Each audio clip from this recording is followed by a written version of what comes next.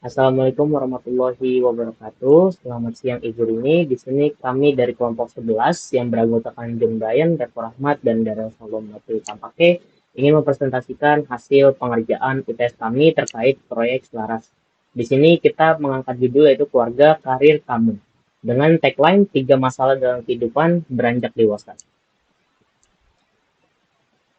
Nah, di sini ada isi-isi dari PPT yang akan kita sampaikan, yaitu ada persona dan studi kasus masalah, yang kedua ada analisis prioritas dan daftar solusi, ada aplikasi selaras sebagai ide gagasan utama realisasi solusi, uraian goals yang ingin dicapai dalam perkembangan aplikasi selaras, tentang aplikasi selaras, rencana kegiatan merancang aplikasi selaras, tools yang digunakan dalam buat aplikasi selaras, metodologi pengembangan aplikasi selaras, fitur-fitur aplikasi selaras, hingga Unified Model Language atau UML dari aplikasi selaras, serta analisis teknikal dalam merancang aplikasi selaras.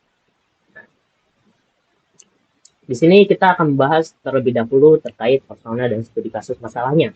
Nah, dari studi kasus masalah yang kita dapat, yaitu seorang ibu bekerja yang menginginkan keseimbangan antara kesibukan, kesehatan, dan keluarga. Nah, nama ibu tersebut adalah Ibu Maya dengan usia 37 tahun dengan pekerjaan Direktur Pemasaran di sebuah startup teknologi.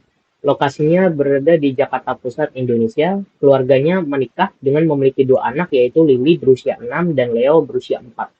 Dan si Ibu Maya ini memiliki hobi lari maraton, menghadiri pameran seni, serta bermain piano. Selanjutnya ada terkait tantangan dan nilai-nilai dari studi kasus tersebut. Tantangannya adalah menyeimbangkan karir yang menuntut dengan membesarkan 2 anak kecil di kota yang serba cepat. Yang kedua, memastikan anak-anaknya makan makanan sehat di tengah jadwal sibuk dan selera lidah yang rewel. Artinya dia memilih-milih makanan gitu ya. Lalu yang ketiga adalah menemukan waktu untuk dirinya sendiri untuk mengejar passion dan menjaga kesehatan mental serta fisik. Yang kedua ada nilai-nilainya, yaitu keluarga adalah prioritas utama dan ia ingin memberikan mereka kehidupan yang sehat dan penuh. Yang ketiga ada percaya pada pentingnya menjadi teladan yang baik bagi anak-anaknya dan menjalani gaya hidup aktif. Yang ketiga adalah menghargai waktu berkualitas bersama keluarga dan teman, tetapi juga mendambakan pertumbuhan pribadi dan stimulasi intelektual. Nah, di sini ada analisa dalam bentuk tabel, yaitu ada masalah, prioritas, dan analisis solusi, yang dimana dari masing-masing masalah yang ada pada tabel ini, dengan prioritasnya masing-masing, yaitu ada prioritas kategori karir, kategori keluarga, kategori self atau kamu, dan analisis solusi yang telah kami buat. Di sini mewujudkan yang namanya suatu ide yang bernama aplikasi selaras. 1000 rencana, 1 tujuan. Nah, aplikasi selaras ini adalah sebuah ide gagasan utama sebagai realisasi solusi berdasarkan latar belakang pengguna, yaitu Ibu Maya yang berusia 37 tahun. Aplikasi berperan untuk mengatur, mengingatkan, dan merekomendasikan jadwal kegiatan yang akan ia jalani, mulai dari kesibukannya sebagai direktur pemasaran, waktu keluarga, hingga hobinya yang sangat padat.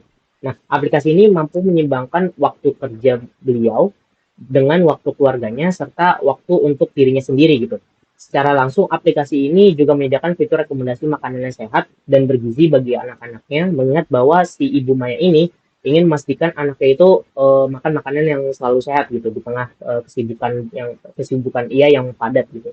Nah, aplikasi ini akan memiliki fitur self improvement sebagai salah satu upaya dalam memecahkan masalah yang berkaitan dengan pengembangan diri serta stimulasi intelektual dari si Ibu Maya sendiri. Kemudian ada goals yang ingin dicapai dari aplikasi ini, yaitu tercapainya tingkat kepuasan yang relatif tinggi bagi pengguna pada saat aplikasi digunakan. Yang kedua, membuat aplikasi yang mampu menyelesaikan masalah terkait parenting. Yang ketiga, mampu menyelesaikan masalah terkait karir. Yang keempat adalah mampu menyelesaikan masalah terkait keluarga. Dan yang terakhir adalah mampu mengatur seluruh rancangan kehidupan atau rencana untuk mencapai kehidupan yang lebih baik. Nah, di sini berdasarkan latar belakang, ide-ide, serta solusi yang telah dirancang semuanya, maka kita memutuskan untuk membangun aplikasi yang bernama Selaras. Selaras ini terinspirasi dari ketiga masalah tadi, yang sebenarnya masalah tersebut adalah masalah yang tidak bisa dipecahkan karena semua itu berjalan secara bersamaan gitu. Makanya kita sebut nama aplikasi kita adalah Selaras. Nah, kemudian kita akan membahas terkait Bittrex 24. Bittrex 24 ini adalah software di mana software untuk mengatur jalannya suatu proyek rancangan aplikasi gitu. Nah, kemudian kita lanjut ke bagian Scrum-nya. Di sini di bagian Scrum kita ada beberapa bagian sprint.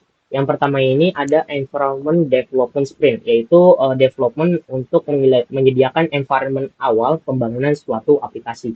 Di sini bisa kita lihat beberapa requirement yang dibutuhkan. Nah, kemudian kita masuk yang kedua itu ada initiation sprint. Initiation sprint ini adalah untuk menentukan definisi tujuan proyek, identifikasi masalah, serta menentukan stakeholder yang terlibat. Kemudian ada planning sprint yang dilakukan setelah initiation sprint untuk membuat rencana proyek, menetapkan anggaran dasar, dan menetapkan peran dan tanggung jawab. Kemudian di sini ada development sprint yang akan dikerjakan setelah sprint yang di atas selesai gitu kan. Di sini akan dikerjakan pada tanggal 18 April hingga 29 April yang dimana mencakupi database design, application design, API requirement, fitur you atau kamu, fitur family atau keluarga, dan fitur karir atau karir.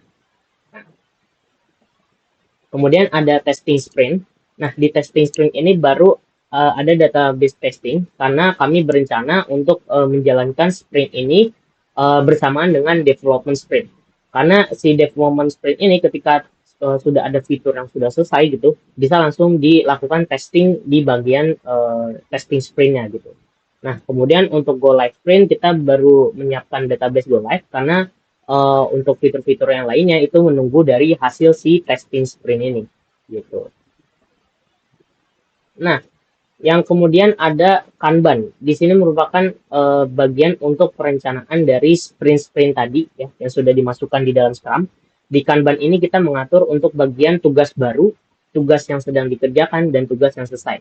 Bisa kita lihat di sini ada tugas yang sudah selesai yaitu desain aplikasi selaras tahap pertama, dan yang sedang berprogres itu initiation sprint, serta new itu kalau di bagian atasnya ada menetapkan anggaran dasar. Kemudian kita bisa lanjut ke bawahnya. Nah, di bagian bawah ini merupakan tampilan lebih lengkapnya, itu ada membuat rencana proyek untuk new, development sprint, dan planning sprint. Sedangkan untuk in progress itu ada definisi tujuan proyek, identifikasi masalah, menentukan stakeholder yang terlibat. Itu tenggatnya hingga 30 Maret nanti. Nah, untuk yang finish itu ada Figma desain aplikasi selaras tahap 1 dan environment development sprint gitu. Nah, kemudian selanjutnya di sini ada tugas new-nya juga. Jadi si new itu ada banyak tugas kita karena sprintnya bisa dilihat tadi ada banyak juga fitur-fitur yang diperlukan. Yaitu ada database design, application design, API requirement, fitur you, fitur family, fitur karir, database testing gitu. Nah, selanjutnya ini ada menetapkan anggaran dasar, membuat rencana proyek, development sprint, planning sprint, testing sprint, dan go live sprint gitu. Nah, Ya, selanjutnya saya akan menjelaskan mengenai Gancar dari aplikasi Beatrix 24. Gancar ini menyediakan sarana untuk melihat atau memantau progres dari pengerjaan tugas-tugas yang diberikan ya. Seperti di sini terlihat ada database design, application design, API requirement, dan seterusnya. Bila mana seandainya juga dalam melakukan tugas ini bisa selesai lebih awal, lebih cepat, ataupun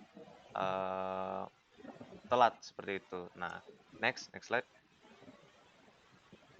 Nah, ini selanjutnya untuk kumpulan tugas-tugas yang harus diselesaikan ya, ataupun juga yang melewati batas waktu ya. Di sini ada database testing, database go live, menetapkan anggaran dasar, hingga sampai desain aplikasi selaras tahap ke 1. Next. Nah, requirement selaras. Next. Nah, metodologi atau framework yang proyek ini gunakan itu menggunakan Agile. Nah, dengan menerapkan MPTI dan requirement engineering, proyek ini dapat melakukan pengembangan yang tepat dengan memilih metodologi yang sesuai dengan proses pengembangan software yang akan dilakukan.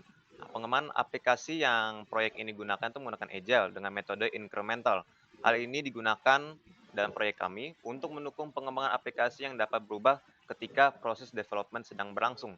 Kita juga menggunakan idea board untuk memantau progres pengerjaan. Next slide. Nah, requirement system. Ini, merupakan sistem requirements untuk mode keluarga ya. Di sini, juga diklasifikasikan dengan tingkat prioritasnya yang, untuk yang prioritas 9 itu sistem dapat mengetahui celah waktu yang efektif agar dapat dimanfaatkan untuk kegiatan bersama keluarga dalam jangka waktu tertentu. Yang selanjutnya, sistem dapat mengintegrasikan kalender yang diterapkan dalam metode ini dengan mode-mode lainnya. Dalam hal ini tidak bertabrakan secara real time, sehingga penjadwalan yang ditetapkan user efektif dan efisien. Yang ketiga, sistem dapat memberikan rekomendasi kegiatan yang cocok untuk dilakukan pada saat waktu keluarga, sehingga terjadi kesejahteraan antar anggota keluarga. Next, sistem dapat mencatat to-do list yang user memasukkan dalam berbagai hal untuk mengatur dan merencanakan suatu hal dalam lingkup keluarga. Lalu yang terakhir, sistem dapat memberikan notifikasi dalam hal apapun yang berhubungan dengan pembaharuan hingga peluang dalam konteks tertentu. Next. Nah, yang selanjutnya ini sistem requirements untuk mode karir. Yang pertama itu tingkat yang ke-9, prioritas 9, sistem dapat mengatur dan menetapkan waktu untuk pengembangan karir user dari semua mode yang berhubungan dalam hari atau jam tertentu, sehingga mode ini menjadi prioritas utama dalam mode-mode lainnya. Lalu yang selanjutnya, sistem dapat memberikan rekomendasi lowongan pekerjaan pada berbagai perusahaan terbaik sesuai dengan standar dan kinerja yang sesuai dengan user secara real time dan berjarak kurang dari jarak yang ditentukan user sebelumnya. Lalu yang ketiga, sistem dapat menyimpan segala pencatatan seperti to-do list, hampir sama sebelumnya, financial planning, idea board, future Kanban, dan hal lainnya. Yang keempat, priority 4, sistem dapat memberikan rekomendasi pengembangan karir yang terkait dengan karir user yang spesifik sesuai dengan user tentukan sebelumnya berupa video, artikel, maupun berita. Lalu yang terakhir, sistem dapat memberikan notifikasi dalam hal apapun yang berhubungan dengan pembaharuan hingga peluang dalam konteks tertentu. Next. Lalu yang ketiga, sistem requirements untuk mode kamu. Nah, di sini ada 3 prioritinya. Sistem dapat memberikan notifikasi yang berkaitan dengan hobi pengguna untuk pengembangan diri. Yang kedua itu yang priority 10, sistem dapat memberikan rekomendasi kegiatan-kegiatan berdasarkan hobi pengguna untuk melakukan pengembangan diri. Lalu yang priority 1, sistem dapat memberikan notifikasi dalam hal apapun yang berhubungan dengan pembaharuan hingga peluang dalam konteks itu. Next.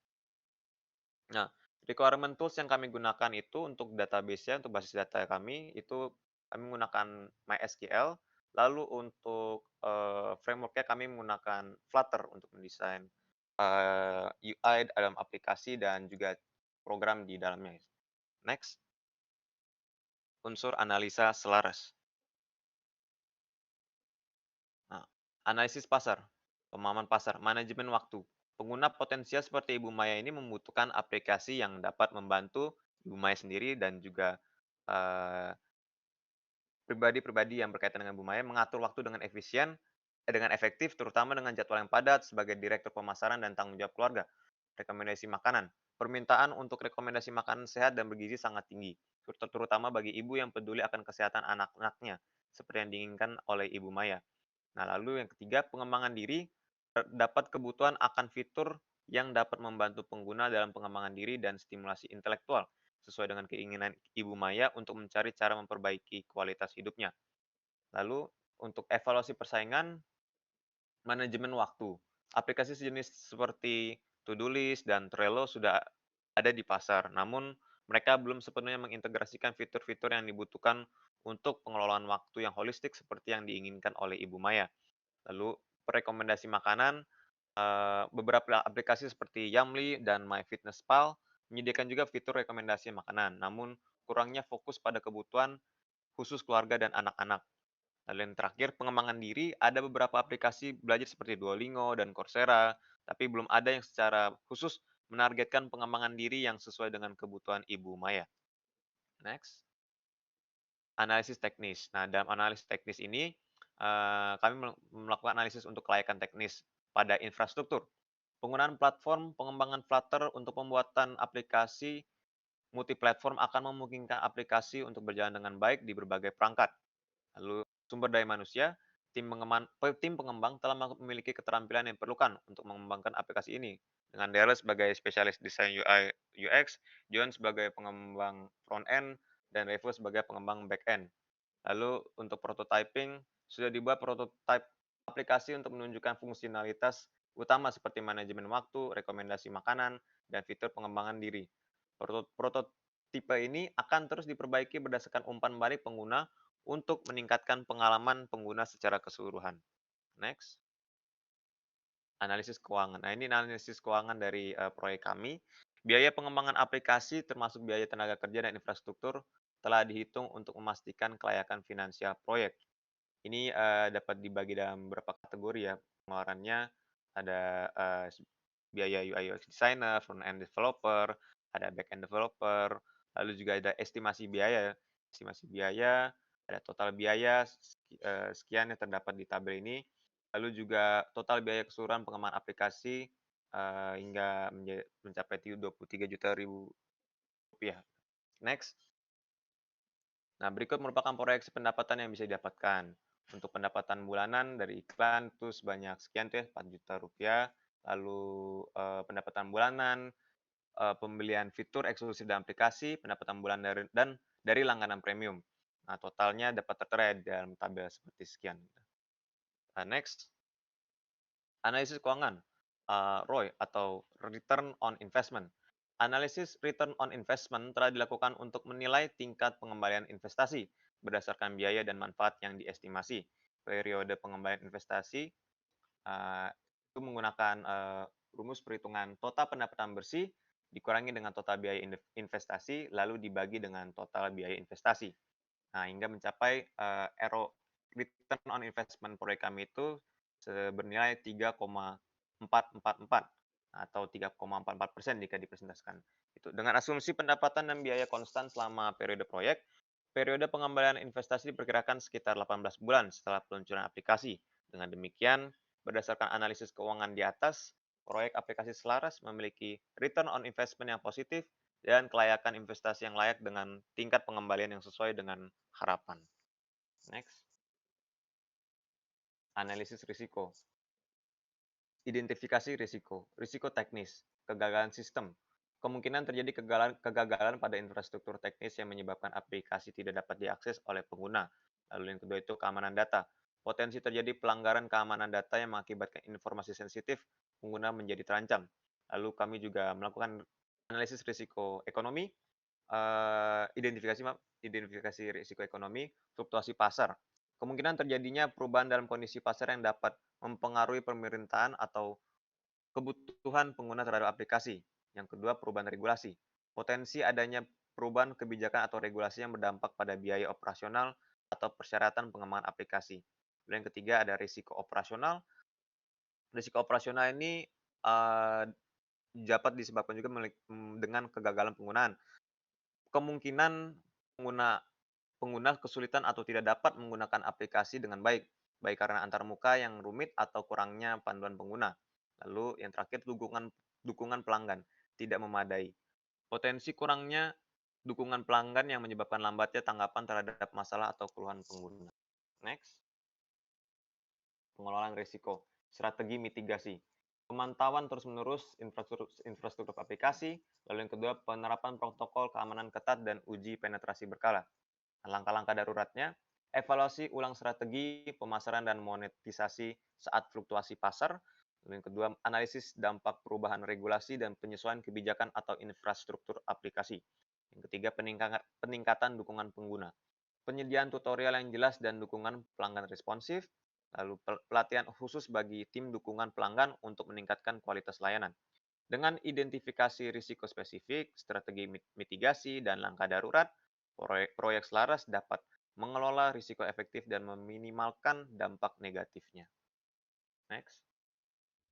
Desain sistem Selaras. Nah, ini merupakan UML use case proyek kami, proyek Selaras, di mana user ini dapat mengakses sistem Selaras dengan menggunakan mode kamu, mode keluarga, mode karir, lalu user juga dapat mengakses register untuk meregistrasi akun mereka, akun pengguna di menu login gitu. Setelah menu login. Lalu untuk admin berperan untuk menyediakan pengumuman atau announcement bila mana dalam kegiatan atau aktivitas yang user lakukan itu butuh reminder atau pengingat itu dalam aplikasi Selaras kami. Seperti itu. Next. Baik, selanjutnya saya akan menjelaskan UML Activity Diagram, salah satu diagram lain selain use case yang kami gunakan dalam sistem Selaras ini. Yang pertama saya akan menjelaskan activity diagram untuk sistem Selaras secara keseluruhan. Di sini kita menggunakan tipe Swimlane yang terdiri dari dua kolom berbeda, yaitu kolom sistem dan kolom user. Hal ini dimulai pada saat terjadi suatu kejadian di kolom user, di mana startnya itu saat user melakukan login, lalu masuk ke dalam kolom sistem di mana sistem akan mengecek apakah user itu sudah punya akun atau belum. Jika belum, maka flow-nya akan balik lagi ke dalam kolom user dan akan meminta untuk registrasi data, username, dan password. Tetapi jika user sudah memiliki akun, maka user bisa lanjut untuk pergi ke dalam diagram selanjutnya, yaitu untuk load profile pengguna dari database, di mana itu dilakukan oleh sistem. Lalu sistem juga akan menampilkan dashboard pengguna dan 3 mode fitur. Di sini akan terjadi proses fork, di mana 3 mode fitur itu akan ditampilkan di dashboard pengguna, yaitu fitur mode kamu, lalu mode keluarga, dan juga mode karir. Lalu di sini dari pecahan atau fork ya, menampilkan dashboard pengguna dari 3 mode fitur itu akan menghasilkan 3 proses lagi. Yang pertama itu untuk memasukkan data karir, lalu memasukkan data keluarga, lalu memasukkan data kamu, di mana ketiga proses tersebut akan masuk dan melakukan join dan disimpan ke dalam database. Lalu sistem akan menyusun dan menampilkan data kegiatan yang telah tersimpan dan proses selesai. Selanjutnya ini adalah activity diagram untuk login, di mana dimulai dari saat user memasukkan username dan password, maka sistem akan melakukan validasi data apakah akun sudah dibuat atau belum memiliki akun. Jika sudah, maka akan lanjut ke proses selanjutnya, tapi jika belum, maka sistem akan membuat fork dan melakukan proses menampilkan menu dashboard dan menyediakan pilihan menu karir, keluarga, atau kamu. Lanjut, jika user sudah memiliki akun, sistem akan menampilkan menu register akun. Lalu ketiga proses ini akan di-join dan proses selesai untuk activity diagram login. Selanjutnya ini adalah activity diagram register, di mana dimulai dari user untuk melakukan registrasi akun, dan setelah user selesai melakukan registrasi akun, sistem akan melakukan pencatatan data, lalu menampilkan menu login dan proses selesai. Lanjut, ini merupakan activity diagram untuk dashboard. Di sini dimulai dari kolom sistem, di mana sistem menampilkan tabel kegiatan periode, lalu akan memberikan kepada user. Jadi dalam tahapan itu ada di dalam dashboard, merupakan halaman utama setelah login jika user sudah memiliki akun, dan sistem akan menampilkan mode-mode seperti karir, keluarga, atau kamu. Jika user memilih mode karir, maka dia akan masuk mode karir. Jika memilih mode keluarga, maka akan masuk ke mode keluarga. Jika ke kamu, maka akan masuk ke mode kamu, dan proses selesai. Selanjutnya ini untuk mode spesifik, salah satunya yaitu mode karir. Di sini saat user sudah masuk dalam mode karir, maka di sini ada dua pilihan, di mana jika user memasukkan data kegiatan karir atau menghapus data kegiatan karir, sistem akan memasukkan data ke dalam database dan menghapus data kegiatan karir, di mana kedua proses ini akan disatukan dan akan menampilkan data kegiatan karir, dan proses akan selesai. Selanjutnya yaitu activity diagram mode kamu. Ini adalah fitur khusus untuk mode kamu, di mana fungsinya tadi yang sudah dijelaskan untuk pengembangan diri. Di sini dimulai dari saat user memasukkan data untuk fitur kamu, pengembangan diri sendiri, maka sistem akan mencatat data ke dalam database. Tapi saat user menghapus data untuk pengembangan diri atau mode kamu, maka sistem akan menghapus data yang ada di dalam database, dan kedua proses ini akan menampilkan data kegiatan kamu. Jadi jika data tersebut ditambahkan, maka data yang baru akan ditampilkan ke dalam data kegiatan kamu. Jika data dihapus, maka di dalam tabel kegiatan kamu, data tersebut tidak akan muncul lagi.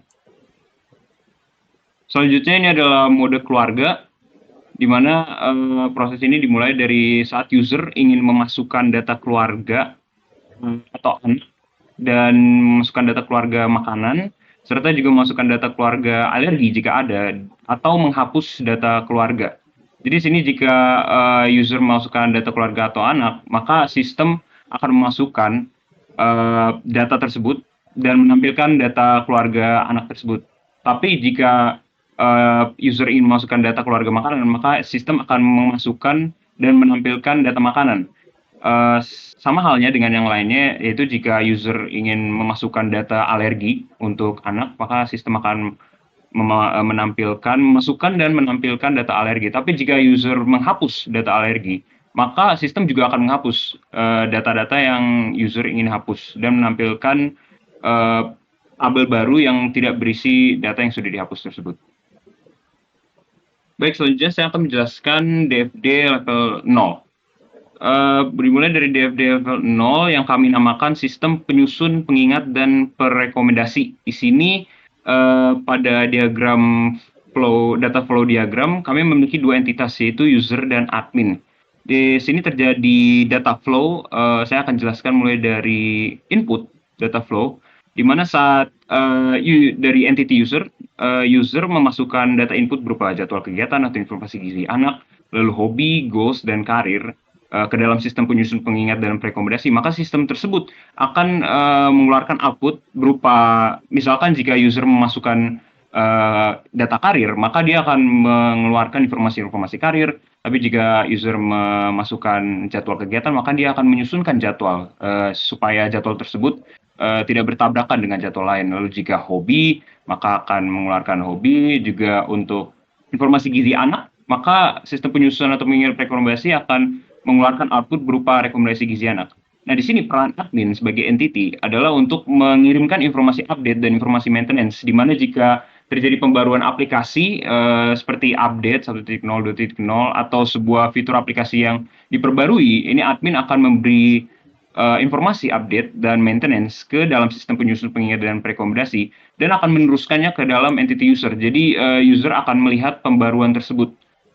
Sementara jika saat user memasukkan data user seperti misalkan saat login atau sign up, maka sistem penyusun, pengingat, rekomendasi juga memberikan kembalian, yaitu berupa informasi user ke dalam admin untuk di-store ke dalam database. Baik, selanjutnya saya akan menjelaskan DFD level 1. Pada DFD level 1 ini lebih ke dalam spesifikasi bagaimana aplikasi kami menyediakan beberapa fitur. Contohnya seperti dimulai dari registrasi atau login yang kami namakan level 1 atau 1.1, lalu dashboard, lalu mode keluarga, mode kamu, mode karir, dan announcement. Jadi dimulai dari proses user registrasi atau login. Di sini saat user ingin melakukan registrasi atau login, maka user akan melakukan input data, di mana data flow tersebut, yaitu yang berisi user data, akan masuk ke dalam proses user registrasi atau login. Dan user data itu tersebut akan diteruskan lagi dari sistem user registrasi atau login ke database user. Jadi akan disetor user datanya itu ke dalam database user, dan database user akan mengembalikan user data tersebut. Jika user melakukan registrasi, maka database tersebut akan mengembalikan user data yang sudah diregistrasi untuk user tersebut dapat login. Jadi user tersebut dapat login. Jika sudah user melakukan registrasi atau login, user akan masuk ke dalam dashboard. Dan di dalam dashboard ini akan ada tampilan banyak sekali fitur, contohnya seperti keluarga, kamu, karir, dan announcement. Di sini cara kerjanya adalah dashboard akan memberikan output atau keluaran kepada entity user untuk data seluruh kegiatan. Jadi kegiatan apa saja yang sudah di input user pada hari-hari sebelumnya atau kegiatan sebelumnya yang sudah ditetapkan dari database kegiatan. Jadi database kegiatan akan memberikan data flow berupa output data seluruh kegiatan ke dalam proses dashboard. Kemudian dashboard juga akan menampilkan data seluruh kegiatan itu agar terlihat oleh entity user.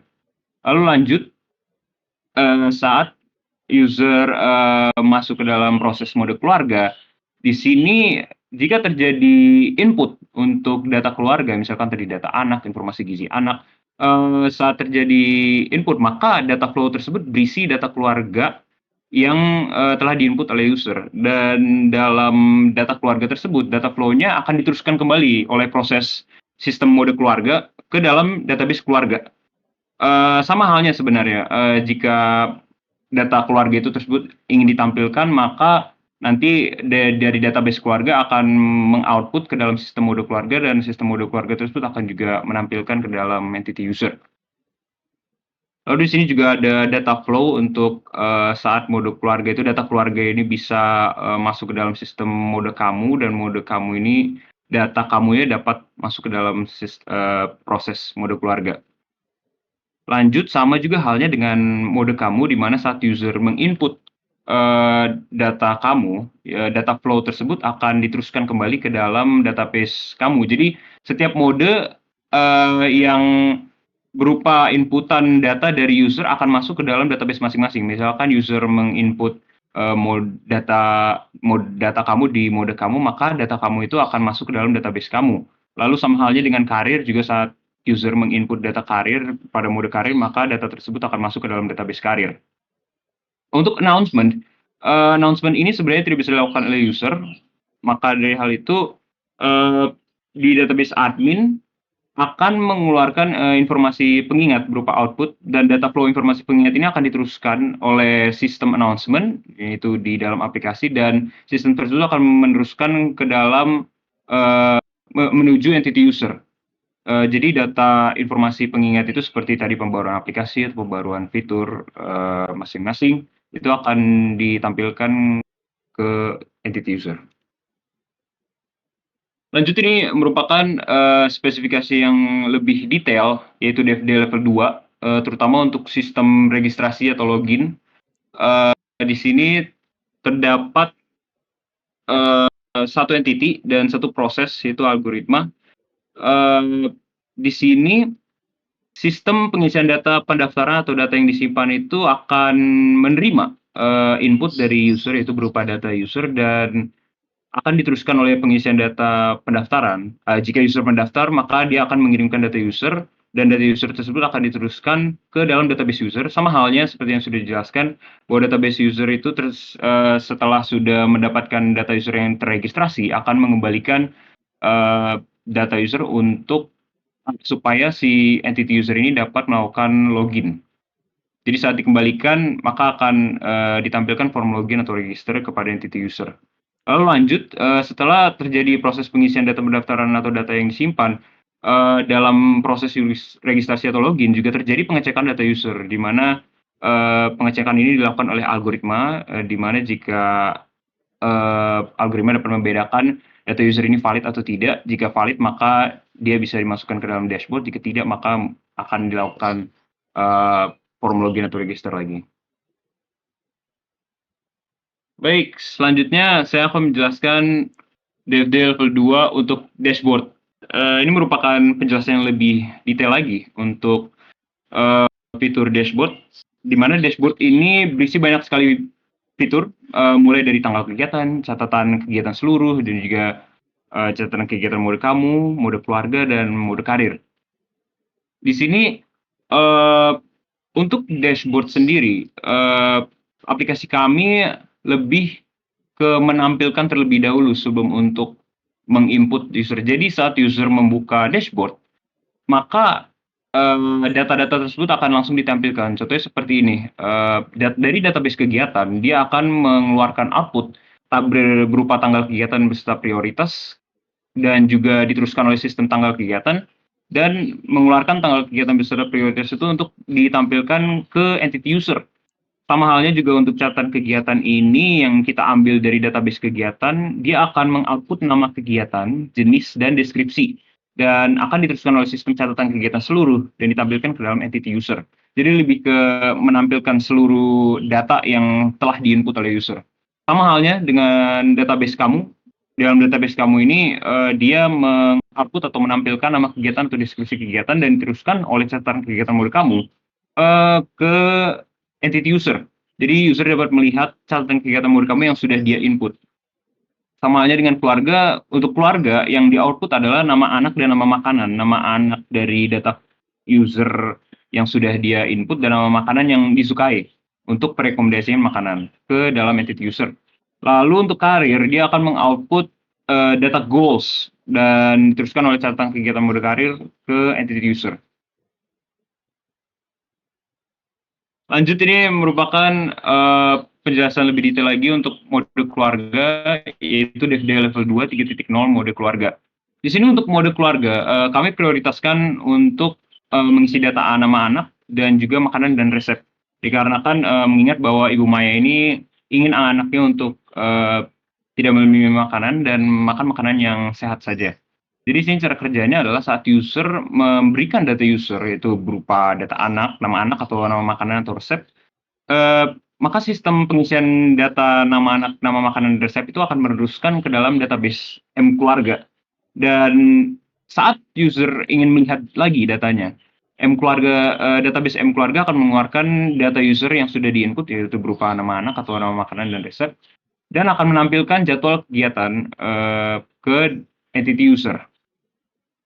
Lalu dilanjutkan setelah user sudah mengisi data nama anak, nama makanan, resep, ada sistem pengecekan data user, dan ini akan memberikan pemberitahuan ke dalam entity user.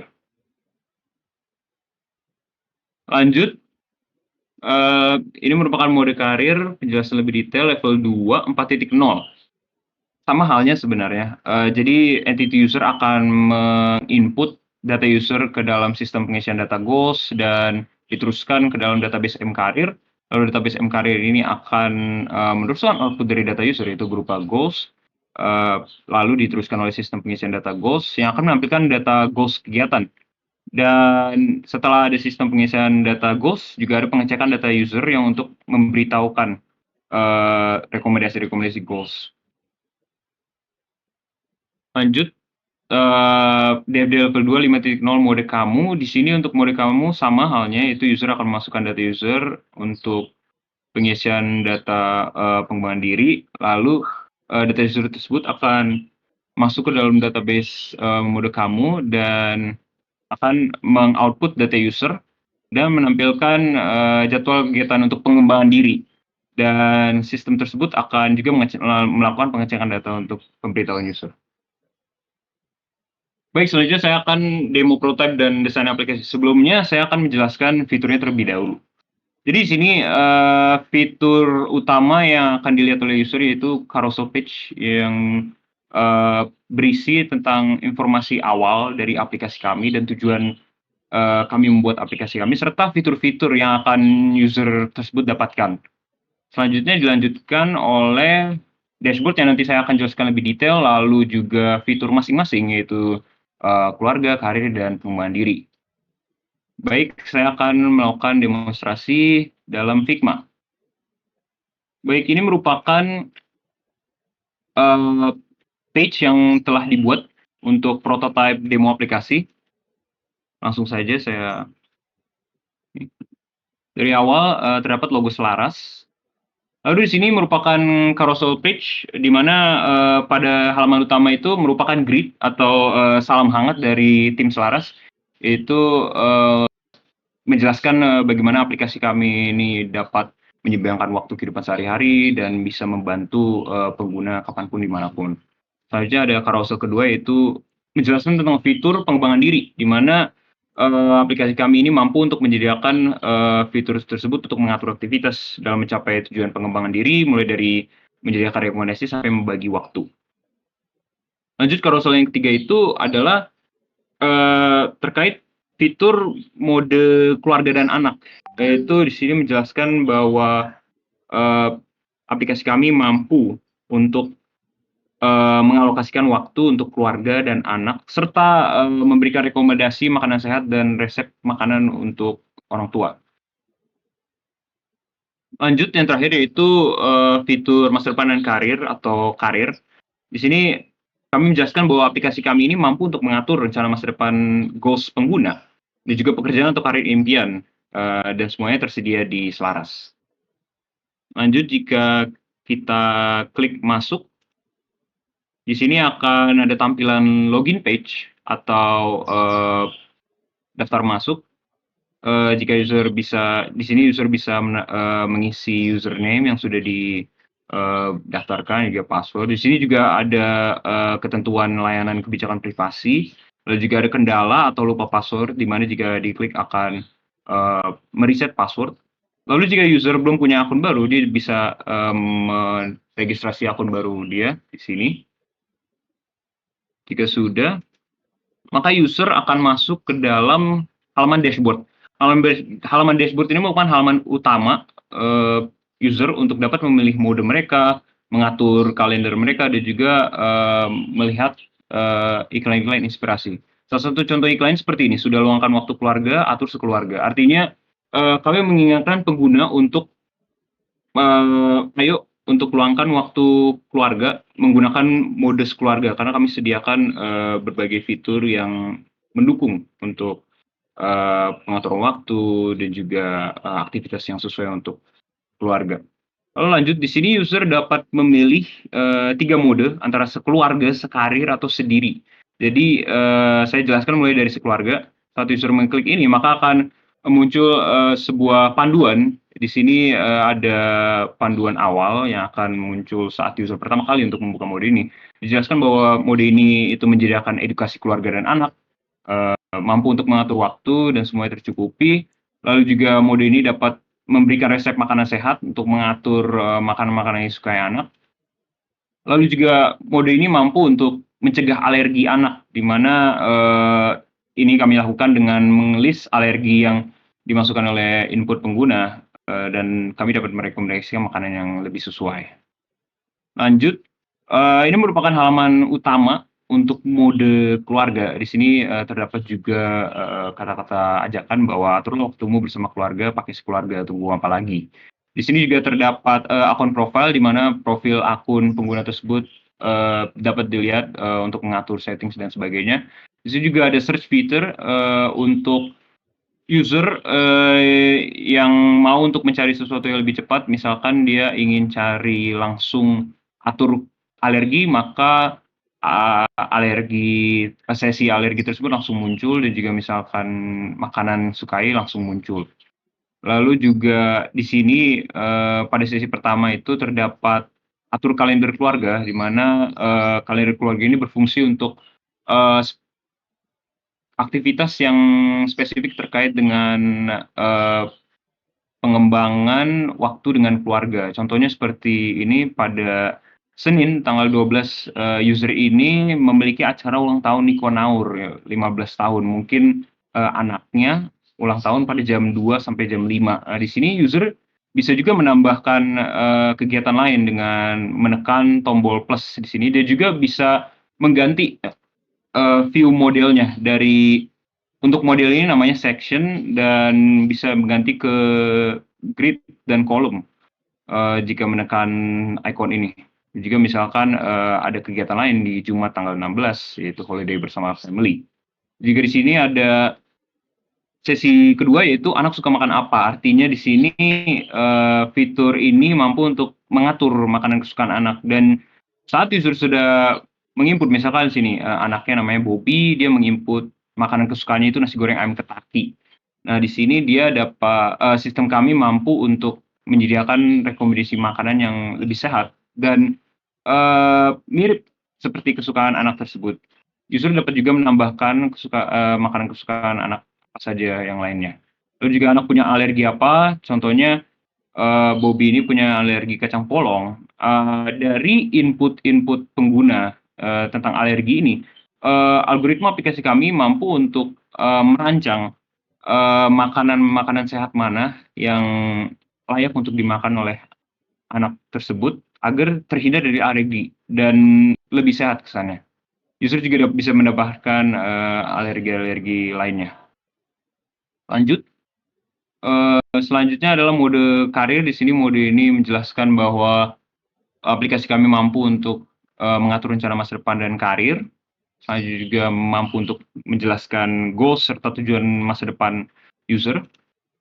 Dan yang terakhir itu aplikasi kami mampu untuk memberikan rekomendasi pekerjaan untuk masa depan karir user.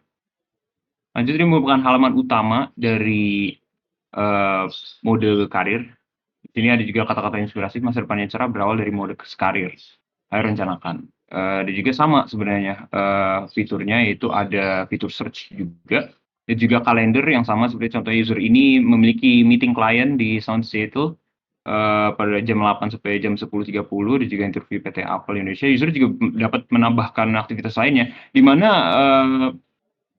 kalender-kalender yang diisi oleh user ini nantinya akan disatukan ke dalam kalender yang di awal ini, agar tidak bertabrakan. Jadi, saat di tanggal 10 misalkan user ada meeting klien, maka tidak memungkinkan untuk user juga dapat mengisi, aktivitas atau acara keluarga pada tanggal 10 atau aktivitas pengembangan diri pada tanggal 10, dikarenakan satu hari itu fokus untuk satu mode di satu tanggal. Jadi semua kalender yang ada di mode-mode karir, keluarga, dan kamu itu akan disatukan ke dalam satu kalender yang ada di dashboard. Dan juga di sini ada goals-mu apa, artinya adalah user dapat menambahkan goals-nya untuk sebagai impian, intinya target. Nah, contohnya seperti ini, beli mobil, rencana sebelum umur. Ini bisa jika diklik oleh user, dia akan melihat penjelasan lebih detailnya, dia juga bisa menambahkan impian lebih banyak. Jadi di sini ada koleksi pekerjaan. Di sini kami sediakan topik-topik yang sesuai dengan input user data, di mana saat user pada topik ini user menginput data tentang teknologi, makanya aplikasi ini menyediakan topik-topik berupa teknologi, contohnya seperti software engineering, desain UI UX, terus misalkan ada juga terkait lainnya project manager. Jika user mengklik misalkan software engineering, maka aplikasi tersebut akan menampilkan list pekerjaan yang berhubungan dengan software engineer. Sama halnya dengan yang lainnya. Jadi kami sediakan koleksi field pekerjaan atau bidang pekerjaan mana yang cocok untuk sesuai dengan user data tersebut. Selanjutnya ini ada mulai jadi mandiri atau ya di fitur sendiri. Di sini aplikasi kita menghimbau untuk user dapat mulai jadi mandiri, yaitu bisa mengatur aktivitas untuk hidupnya bisa menjadi produktif. Lalu juga untuk hobi dan kegiatan favorit, mengingat bahwa kasus pada permasalahan ini adalah Ibu Maya yang memiliki hobi dan kegiatan favorit. Pada mode ini cocok sekali untuk Ibu Maya dapat menambahkan hobi dia dan juga mengatur waktunya. Lalu yang terakhir yaitu pengembangan diri. Di sini aplikasi kami mampu untuk mengembangkan diri user dari berbagai aspek. Nah, ini merupakan halaman utamanya.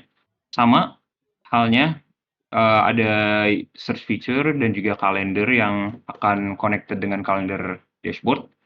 Dan juga ini ada koleksi skill belajar di mana sesuai dengan user data. Saat user klik misalkan PHP Laravel, berarti user tersebut akan dialihkan ke link-link video seperti misalkan YouTube untuk pembelajaran Laravel dan juga C atau C++ atau Figma, UI UX dan sebagainya. Koleksi skill belajar ini digunakan untuk bisa membantu pengembangan diri user untuk masa depan mereka. Oke, jadi di sini ada kontribusi setiap anggota. Nah, untuk kontribusi setiap anggota sendiri, saya memiliki kontribusi 100%, di mana saya melakukan untuk penyusunan laporan serta membantu dalam penyusun UML dan lain-lain, serta saya juga membantu merancang sistemnya gitu. Lalu saya Dero berkontribusi 100% untuk penyusunan jadwal kegiatan atau tugas melalui B324, lalu juga melakukan penyusunan laporan ataupun juga laporan presentasi yang dibuat pada saat ini seperti itu.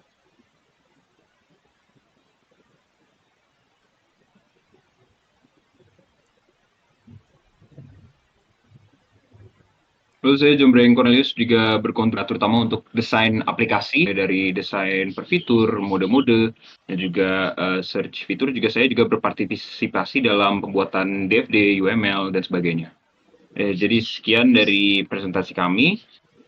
Wassalamualaikum warahmatullahi wabarakatuh.